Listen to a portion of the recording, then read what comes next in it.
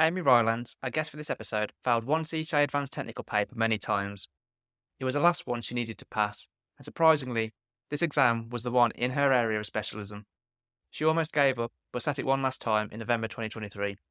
In this episode, you'll hear her story and what she did to ultimately pass her last CTA Advanced Technical paper and become qualified. You're listening to episode 96 of the Tax Professionals podcast, the podcast that helps tax professionals to progress, develop, and improve their careers. Welcome to the Tax Professionals Podcast, the podcast dedicated to helping you improve your tax career.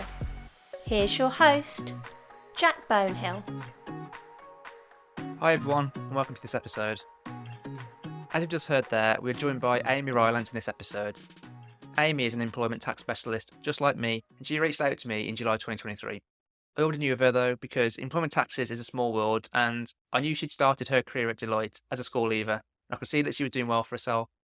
But even though she's clearly super smart and capable, she was at her wit's end with the Human Capital CTA paper. She was close to giving up, and the paper was giving her anxiety, which is why she wanted some tutoring support from me. Fast forward a few months, and I found out that she passed the exam and had become qualified, and I was super happy for her. Because of her journey, which has a happy ending, I thought it would be good for her to come on the podcast and share her experiences, as I know for sure that she's not alone. And although the paper she got stuck with was the Human Capital paper, her experiences and advice, which are all shared in this episode, are completely relevant to you, regardless of the advanced technical paper. For rough timings of the sections of this episode, head on over to the show notes at thetaxprofessionalspodcast.com/TTPP96, or take a look at the details section of the episode within your podcast player of choice. Whilst this episode will help you, regardless of where you are on your CTA journey, I do hope that in particular it will be really helpful for you if you're in a similar situation to what Amy was. I've got plenty of other free resources to help you with the CTA exams, including other podcast episodes, some free downloads. I'll put links to all of these in the show notes for this episode. Please just take a look at them and share them with others who you think they would help. Without further ado, let's get to the episode. To start with, Amy, do you mind just telling us a little bit about you and your tax career to date? Yeah, so my story is quite, simple. So I grew up in a northern town called Rosendale. It was a very kind of close-knit town. And when I decided I was not going to go to university, was instead going to apply to an apprenticeship, that was a bit of a shock to everyone there, especially my teachers and stuff like that, because it wasn't the normal thing to do. But I did. So I applied to apprenticeships. I got accepted into the Deloitte Bright Start scheme. And at 18, I packed my bags and moved to London. So I joined Deloitte. Absolutely, I had a fantastic time in terms of my early career. I did an 18-month rotation, learning about different kind of specialities of reward taxes, so like share schemes, executive reward, and employment tax, and then eventually settled in the employment tax team. I did that while studying for my ATT, and then got my ATT qualification, stayed in the employment tax team, started my CTA, but only stayed at Deloitte for 4 years because I went on a secondment in a client at a logistics company, and that made me realize I wanted to go in-house. So I was kind of closely looking for opportunities, and even though it was, I guess, kind of earlier than I had anticipated moving in-house, the opportunity at Bupa came up. So I took that with open arms and moved to Bupa. So I kind of started my CTA studies at Deloitte, but completed those whilst at Bupa, and I'm now working in the group tax team. I didn't realise that you moved to London at 18. That's a pretty brave move. I wouldn't have been able to do that. Yeah, I was actually, because I'm one of the youngest in my kind of school year age group, I'm an end of August baby. I was pretty much like just at the back end of 17 when I was packing up all my stuff. Yeah. So, yeah.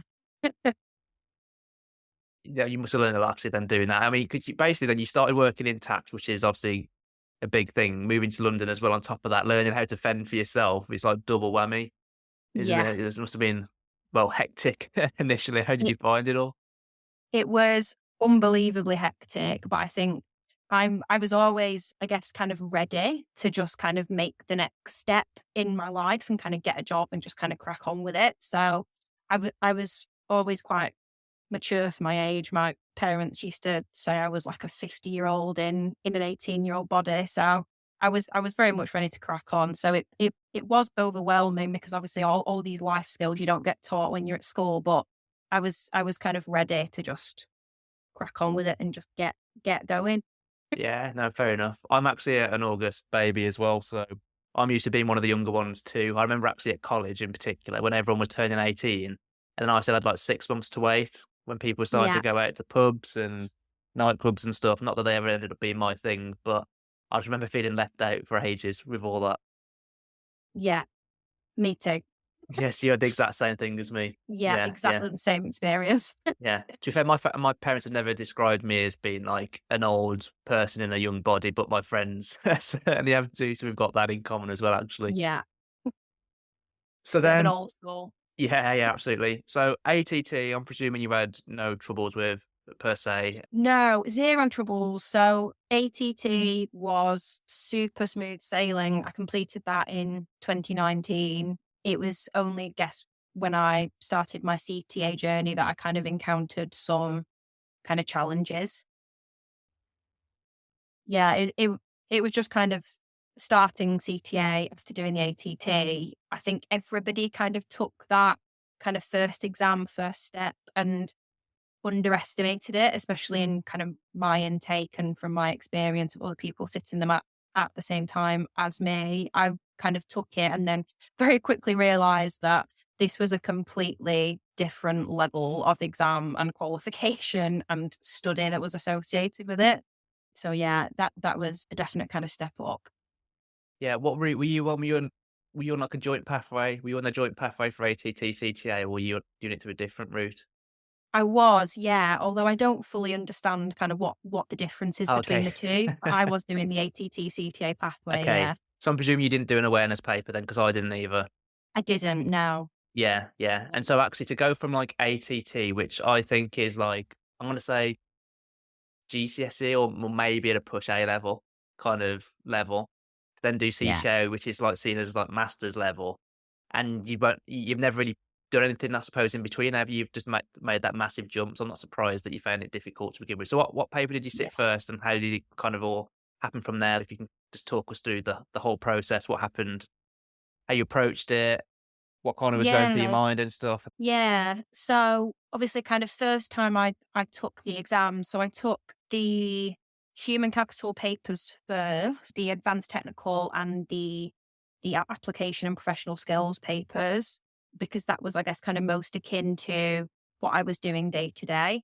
And then I did the individual paper separately after those two. Obviously, I had a bit of a issue and challenge with the advanced technical human capital paper, which but I kind of chunked them up like that because that was what was recommended to me.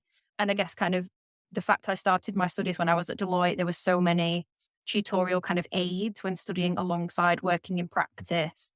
But then when I transitioned to work for Bupa and I was then working in house, I was definitely kind of forced to take more of an ownership of my own studies, and then was kind of able to choose, obviously with the exams I still had to do, and kind of how I then approach that, which was Yeah. good because it meant I could kind of figure out what I had coming up and in terms of work and personal life as well, and just kind of take it at my own pace. Yeah. So actually then the first CTA exams you sat with the human capital, a advanced technical and APS paper. Did you set them Yeah, both in a single sitting I first time? did. Yeah. Yeah, yeah, I did. Which was definitely difficult to do two papers in one sitting. And actually it's something that I've kind of learned about myself, that like just focusing on one paper and doing 100% focus on that one paper is definitely how I work best. But obviously different people might work in different ways. But yeah. Yeah. How did it go then first time round then sitting both of those together then? Obviously because they are based on the same syllabus, although the application paper has, I guess, kind of a bit wider awareness, they they were fine. I think it just meant that because it was double the work, double the questions, double everything, it just was a lot more stressful than just kind of tackling one at a time. And especially for me, I think I found the application and professional skills paper the hardest, which is ironic because it's the one I passed first.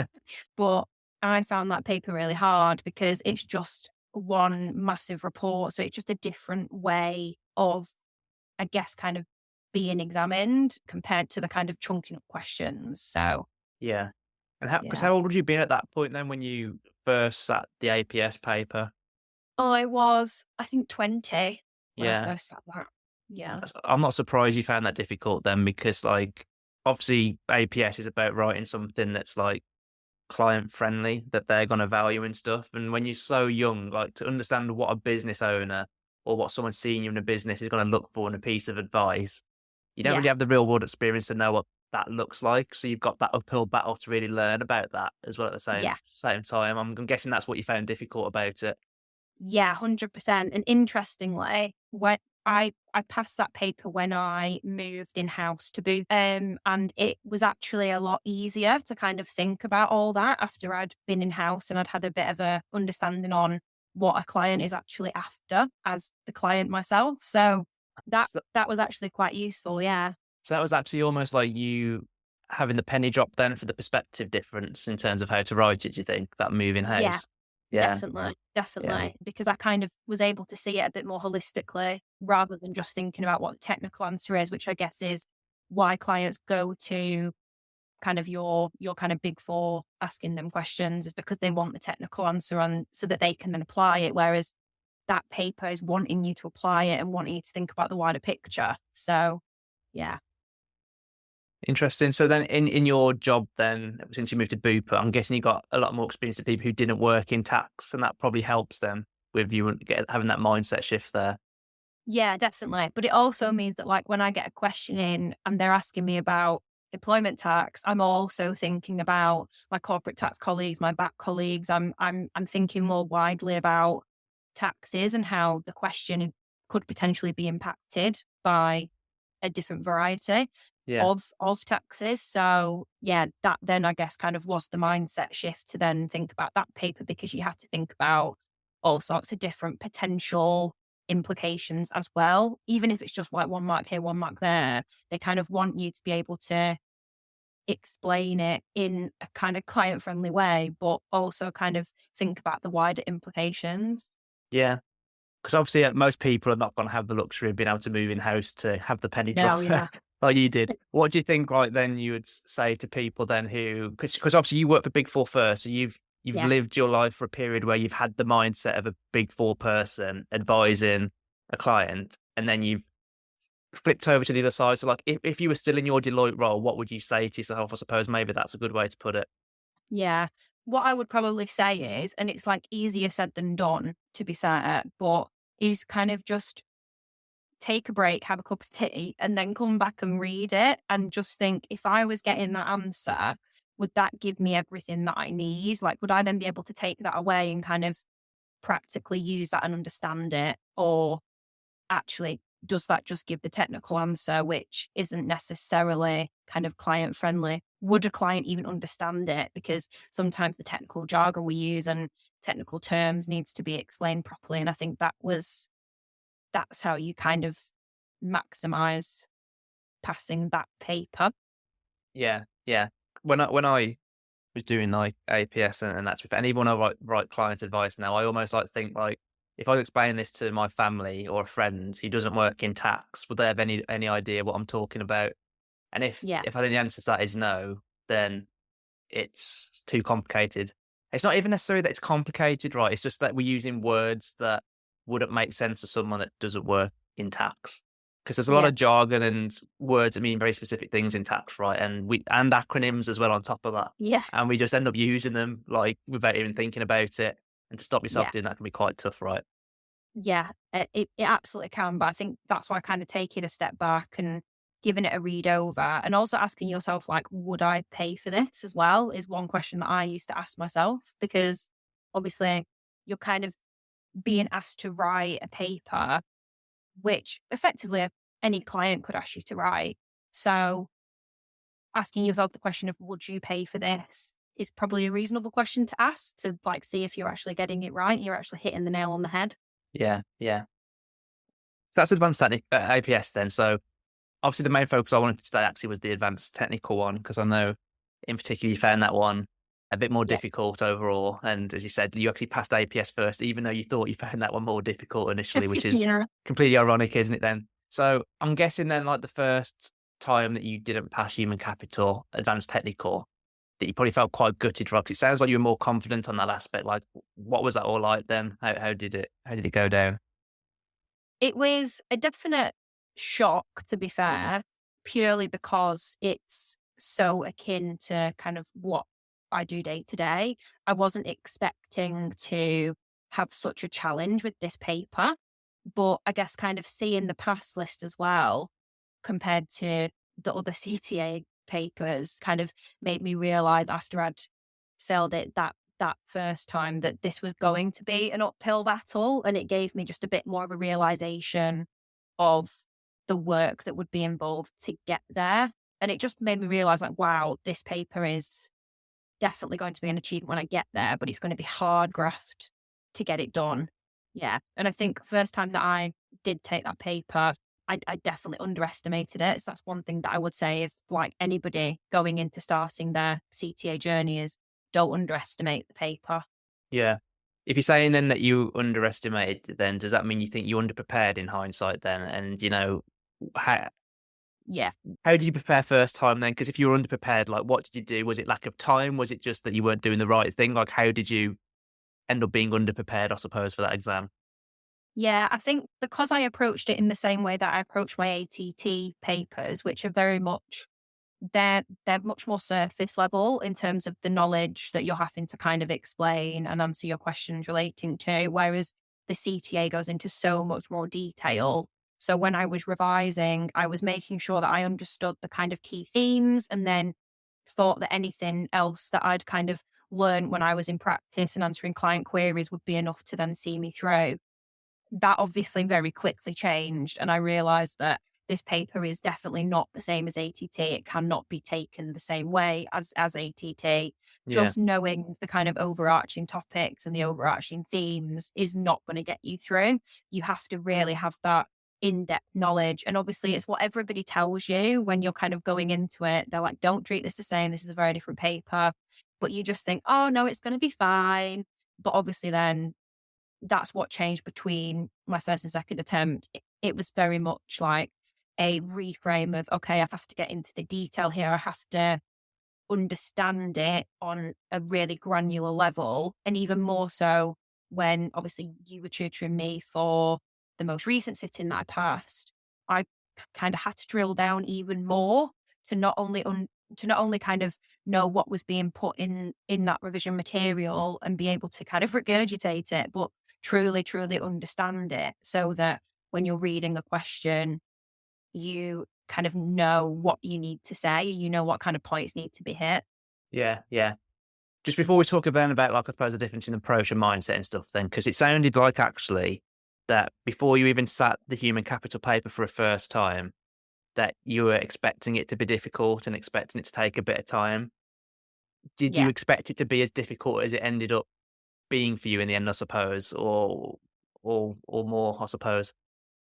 No, I think even to this day, I'm quite shocked at how difficult that paper was for someone whose specialism is that paper, because the level of detail you're expected to have to know. And I get that it's such a kind of prestige qualification, and it's meant to be difficult to get right. I get that.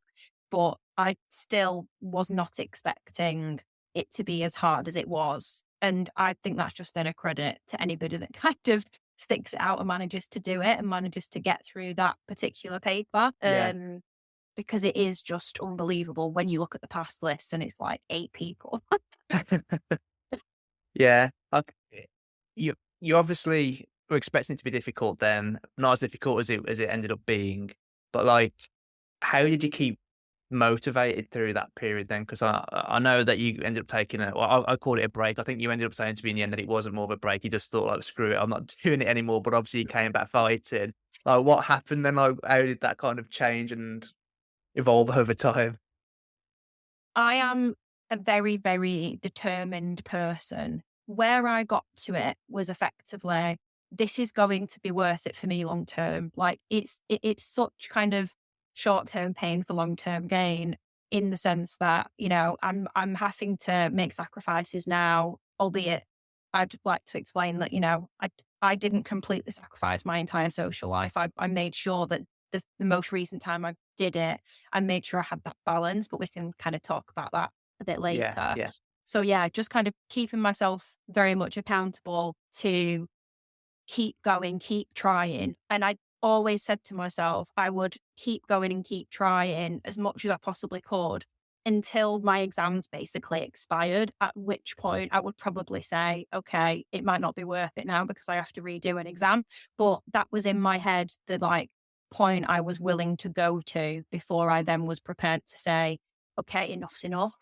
But I think it put extra pressure on me, I guess, kind of moving in house, because I had to take on the additional kind of ownership for my exams, and I had to pay for my entrance into the subsequent exams as well. So that definitely was like a pressure, but even still, I was like, I'm going to get this CTA, because especially for me, like not going to university, getting the CTA qualification was my kind of compromise to myself and not going to university. And I always said that I wanted to get that to have the same level of prestige when I'm kind of applying for jobs in the future, and kind of setting me up for my career, because I hadn't done that. Yeah, yeah. So then, you know, because when you got to that point, then when you took your break or whatever you want to call it, then like, what Yeah. was like going through your mind at the time? So this feels a bit weird to say, but I felt really like let down by the exam, which yeah, just feels ridiculous to say. But after like paying my own way through, putting so much time in, including like revising on holidays and stuff like that, where I'd genuinely kind of sacrificed my kind of own, I guess, kind of personal time in the run up to the exam. And then to the pass list to show 8 people, that particular sitting was when I just felt really let down by the exam and by the whole process, and just was about to throw in the towel. I also kind of got to the point where I had only got, you know, one kind of bank of materials, one kind of bank of past paper questions, and I'd done them all over and over and over again. And I got to the point where I wasn't sure what else I could do, because I was just doing the same questions. And I didn't know if I was just getting better at the questions or whether I just remembered the answers by that point. So I genuinely felt like I was at a crossroads, and got to the point where I was genuinely feeling a little bit of anxiety about the paper. So that's why I guess in quotation marks, took a break, wanted to try something different just to kind of shake it up. And so I did take the owner managed business paper actually in the May sitting of last year, just to change it up, see if a different paper might be better for me, even though it's nothing to do with my specialism. And everybody thought this is an interesting approach to take, but I thought it might work for me if I just try something different and try something new. And I genuinely felt like that paper at that time wasn't working for me for whatever reason, and I have to just try something different. Also, I guess the fact that I did have some overlap with the other tax team, and I was kind of getting a bit of experience with wider taxes. I thought that it might equally be helpful for me in my kind of wider tax career to get a bit more experience of wider tax issues, but did end up ultimately realizing that, albeit that was a good thing for me to do at the time, and I definitely feel like that was the right decision for me at that time because of where I was mentally with the paper, the human capital paper. I do feel like going back to it again with like a fresh mindset as well, after I'd taken the break from it, Yeah. was what I probably needed. And obviously getting some additional help and kind of approaching it in a completely different way. So yeah, I guess that was my mindset of why I ended up taking a break, doing a different paper, trying something new. Yeah. The thing is, to be fair, if I was in the same situation as you, I would probably feel the same, in that if I've done the same question so many times, like I would just remember it. And like for CTA exams, remembering the answer to one question isn't going to really help you pass the new exam, because like you can change one Exactly. fact and all the conclusions are suddenly different, right? I know you understand that, but that's why it's not particularly helpful. And having a new question to tackle, really, and that's the skill you need to learn, really, is how to tackle a fresh question that you've never tackled before. If you can learn that skill, I think that's almost the key to passing the Yeah. CTA exams. So it sounds like after the first set of the advanced technical human capital paper, you realised that you needed more detail than the surface level that you did the first time. Mhm. Was there a realization like later down the road as well that you needed even more detail than what you thought the second time? Because obviously when you came to me, I remember what we did in one of our first sessions. It could even have been the first session where I was like, right, let's pick one area that you feel fairly competent. So I think you rated yourself like a 7 out of 10 or something. I don't know if you remember this. Yeah. And then I was like, right, tell me everything you know about this topic then. And then you told me what you knew. And then I started giving you different scenarios and stuff. And I think at that moment you probably was like, maybe I don't know this topic as well as what I thought I did. And I was using that as an example to you, wasn't I? To be like, look, this is literally the level of detail you need to know on every single topic. Because if you change Yeah. one fact, it can make such a big difference. Like, did you think even up until that point that you probably still didn't fully appreciate the level of detail that you needed? Yeah, but I think after our conversation, that really brought it to light, because we did that. We kind of went into out of 10 confidence for every single tiny little sub paragraph, didn't we? Yeah. And I could tell you what was in that sub paragraph, but it was the understanding of that sub paragraph where I was not understanding. And that kind of links into my point where I was saying, kind of like, I hadn't appreciated, not only do you need to dig down and understand every single little thing in the material, but you actually need to understand the content of what that's saying as well to then be able to apply it. Yeah. And so just so everyone's clear, by the way, when Amy's talking about the sub paragraphs, when you go to the details contents page of the study manuals you get, that's what she's talking about. So one of the first things I asked her to do was to go through and rate between 0 and 10, like how good she thought she was at each subtopic within each chapter. And then we ended up picking up one that she thought she was good at. Not for me to be a dick, but for me to just like, I suppose, use it hopefully as an example of the amount of detail that you need to know. And Yeah. I don't know, for me, when I did that session with you, I feel like it really did make you change your mindset a bit. How was it from your perspective on that? It definitely hit home and definitely made me change my mindset, because what I was then doing was going into every kind of fact in that study manual and genuinely trying to understand it. So where I'd kind of said, oh, I don't like this chapter, I don't understand this chapter, and just kind of making sure that I understood what was being said, so that I could kind of regurgitate it, that wasn't good enough. And I think that's when it hit home. So it was really then kind of get to the help where I needed it from you, but also just kind of, yeah, just doing some digging around and truly delving into what the particular point is trying to make. Yeah. So what do you think you did on like a practical level then, in terms of after that session when you went away to prepare? Because obviously ultimately you passed, right? And whilst I can try and take all the credit in the world for that, obviously you put in the effort and you did things differently. So like, what did you do differently, do you think, in this sitting then that ultimately resulted in you passing, do you think? Because obviously as well, one thing I'll add as well, it was a 25% pass rate still. So it's obviously a great achievement, isn't it? So what did you do differently?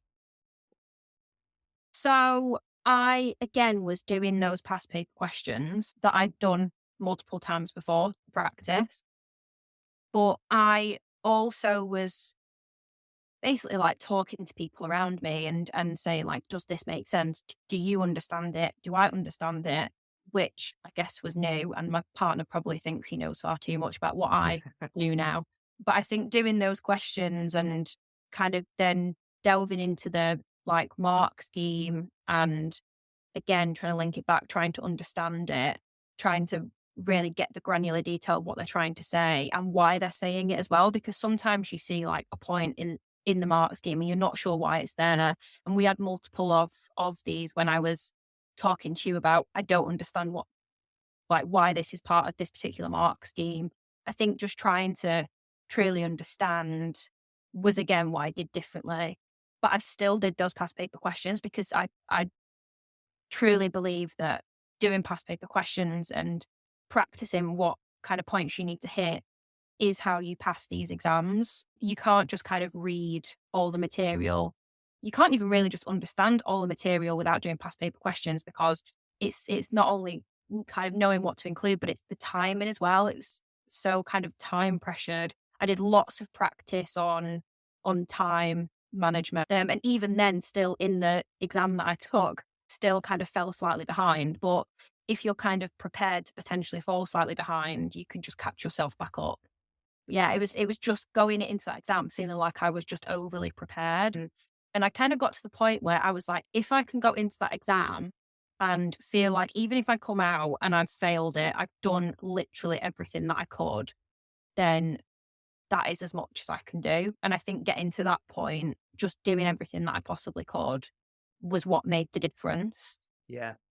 I think as well, one thing you did actually, I don't know whether you did this in the previous attempts, maybe not based on what you're saying, but when you were doing those past exam questions this time, I know you said you jumped into the mark scheme and stuff, but you were literally like super analysing in depth, weren't you? Everything that was in their answer and comparing it back to yours and making sure that if you didn't understand it, you would go and refer back to the manual, you try and find it, try and understand it, try and see why they put it in there. So you were literally like making, I know we keep using the word understanding, but you were literally Yeah. making sure that you understood everything in that answer, right? So that helped you really understand that topic as a whole and not just that answer to that question, right?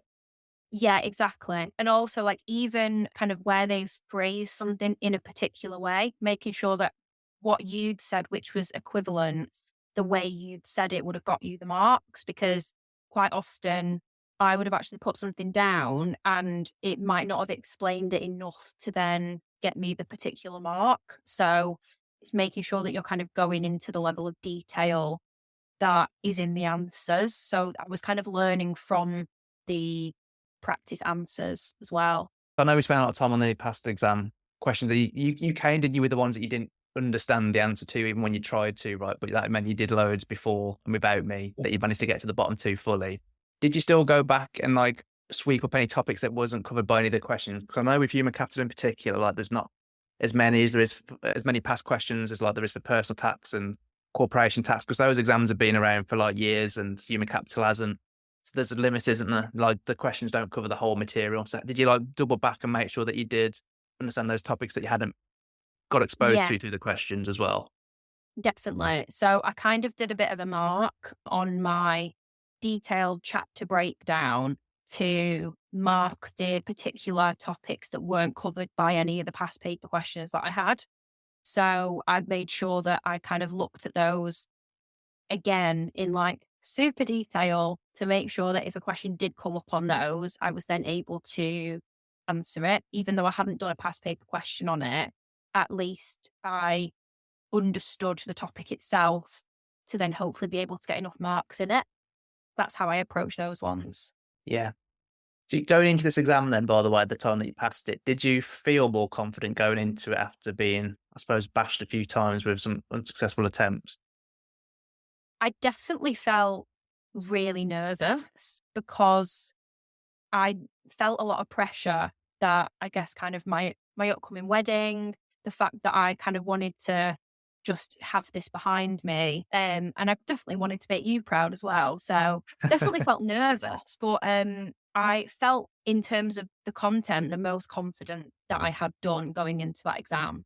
And I guess that's kind of what I was saying in terms of like going into that, feeling confident, feeling like I'd done everything I possibly could. And also I think what helped to that as well, which isn't necessarily about kind of approach to studying, but I made sure that I, kind of got the most out of my time studying. So I wasn't having to give up all of my evenings, all of my weekends, and then just burn myself out. And I made sure that the times that I wasn't studying, I was spending really quality time with my friends, my partner, my family, so that I was just in a general better mood about going into the exam rather than just resenting the fact that I've given up 3 months in kind of the run up and I haven't done anything fun or kind of kept myself sane.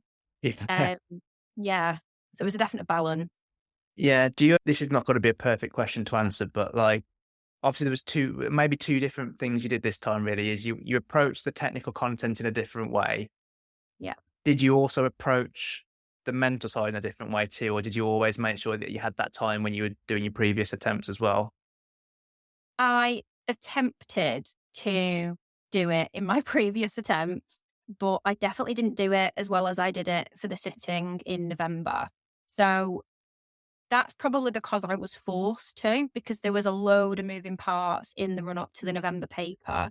My boss had just started her maternity leave, so we were under a lot of pressure, in terms of work. I forced myself to kind of block out my time and make sure I was prioritizing my exam. And that then meant that when I was doing it, I was like, right, I'm not working right now, I'm studying, so I have to get the most out of it. And I also kind of really wanted to make sure that I was surrounding myself with people who would just kind of make me feel positive and genuinely switch my brain off about the exam, so that when I did then go into studying mode, I was able to do that properly.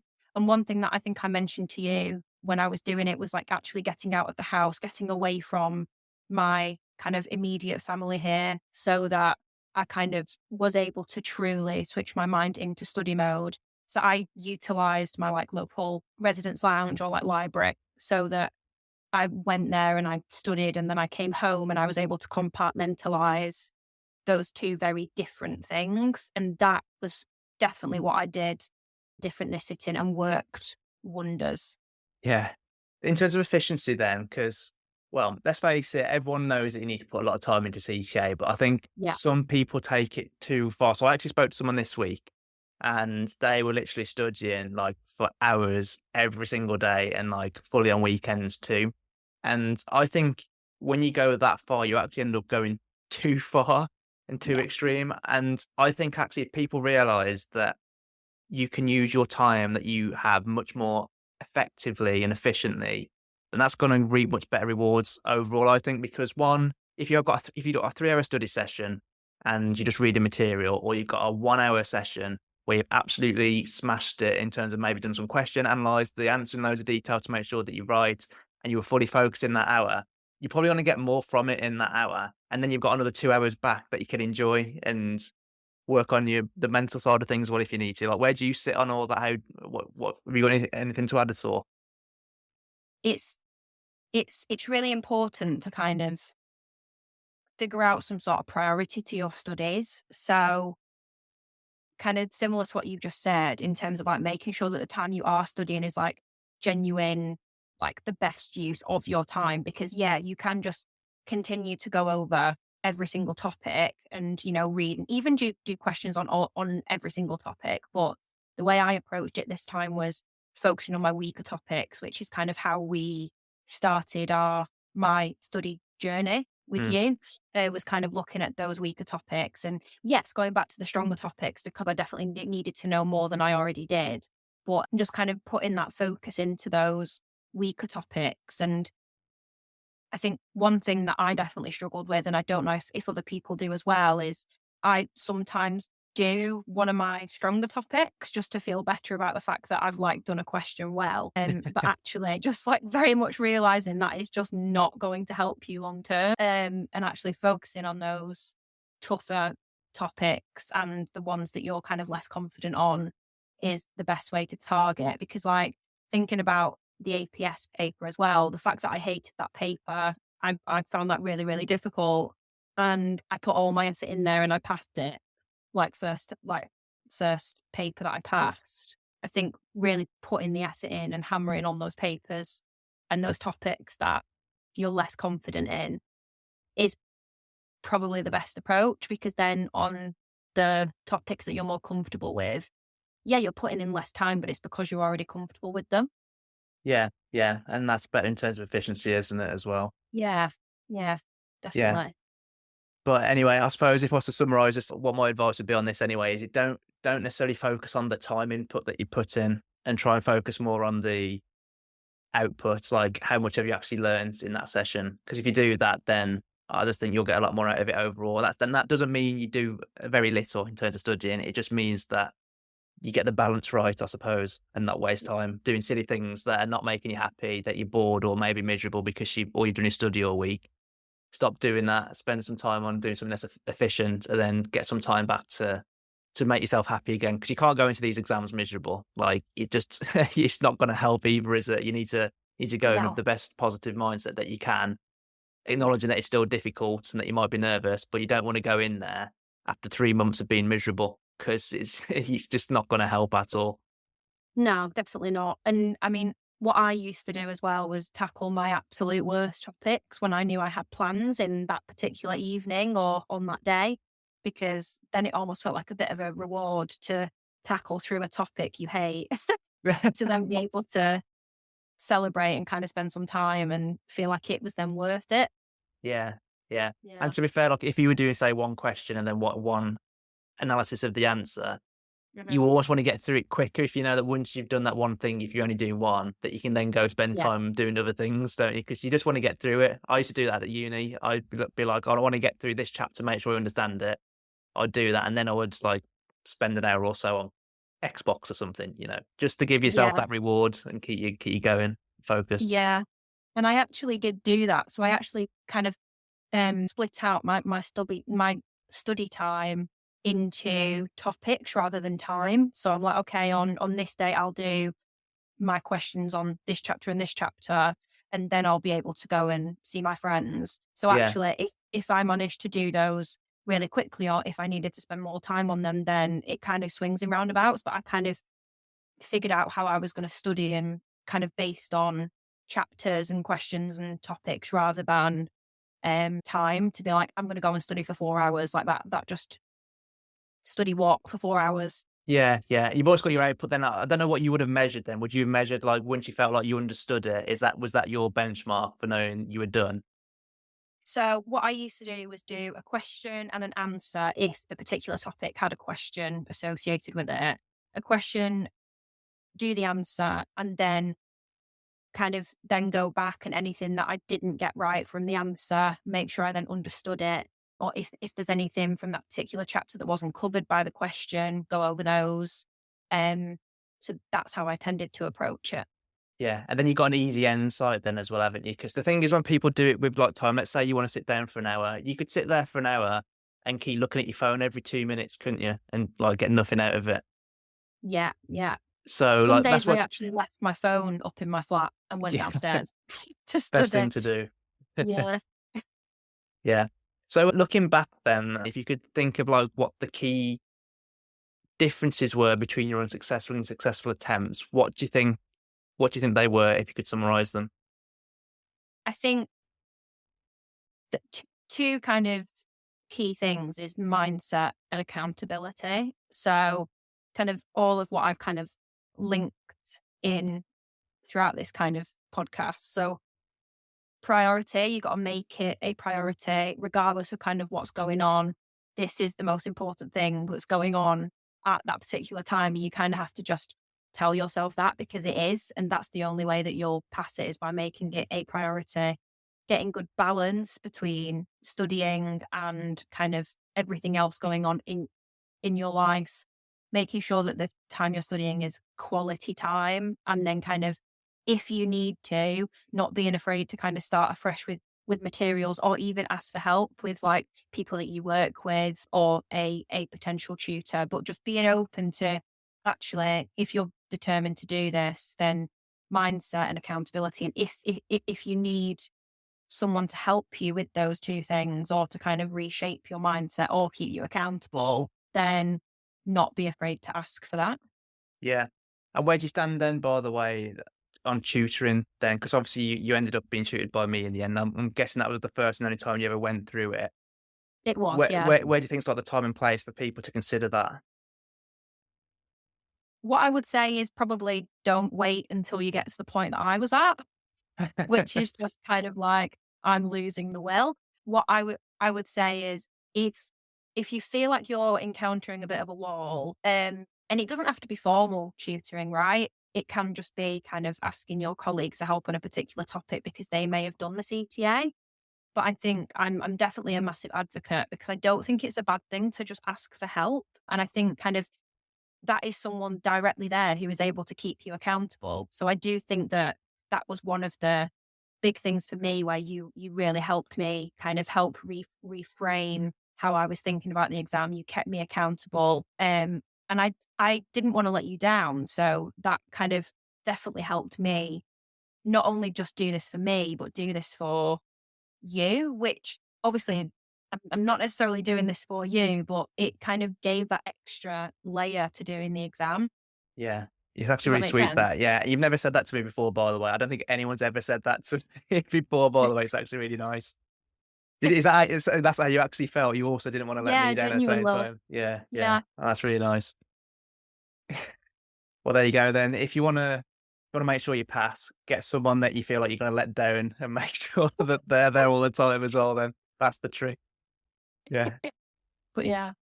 Yeah. I mean, if you were to go back then, it sounds like you'd probably go through tutoring again. It's not like a regret or anything that you have and, Not a regret. yeah. What I would say is if in hindsight I'd have thought about tutoring earlier, I probably would have done it before I changed papers. Like that's when I think it probably would have been the best time to do it. Yeah. Because I felt like I was kind of very alone in kind of just making sure that I got through this. And that's why I thought the best thing for me at that time was changing papers. But if I had my time again, I would have got a tutor at that point rather than changing papers. Yeah. Yeah. Good. So if anyone wants to learn more about you than Amy, or maybe even get in touch for a bit of guidance or help, where the best place for them to go? I have LinkedIn, so they can definitely contact me there. Cool. I'll put a link to Amy's LinkedIn in the show notes for the episode. Thanks to Amy for giving up her time for this episode. I hope this episode can help you on your CTA journey, particularly if your circumstances are similar to Amy's. Two key points I think that are worth emphasising from what Amy mentioned in the episode are mindset and approach. Your mindset needs to be to understand the material and not just remember or be able to recite it. Do you actually know what it means, and can you apply the material to different scenarios? If you focus on that for the full syllabus, there's no chance you won't pass an advanced technical paper, in my opinion. In relation to approach, having the right mindset as above will help drive your approach, but as Amy said, quality over quantity is so important. Make sure you spend time effectively and don't spend all your free time studying. Make sure you spend time understanding the material, practicing to use it, and practicing exam technique, particularly timing. Show notes for this episode can be accessed at thetaxprofessionalspodcast.com/TTPP96, and there are links in there to plenty of other free resources to help you and other tax professionals with your CTA exams, including other podcast episodes and some free downloads. Please do take a look at them and share them with anyone who you think they would help. If you enjoyed this episode, head on over to thetaxprofessionalspodcast.com/subscribe to sign up for email notifications for all future episodes. Episodes are bi-weekly and are released on Mondays. You can also show support by liking my LinkedIn posts, commenting on them, or sharing them, as all of this helps to increase awareness of the podcast. And my aim this year is growth in terms of more listeners and subscribers. There's a link to my LinkedIn profile in the show notes, or you can just search for Jack Bonehill. That's Bone and Hill as a single word. But that's it for this episode. I hope you enjoyed the episode and have taken away some useful points to help you to progress, develop, and improve your tax career. Until next time.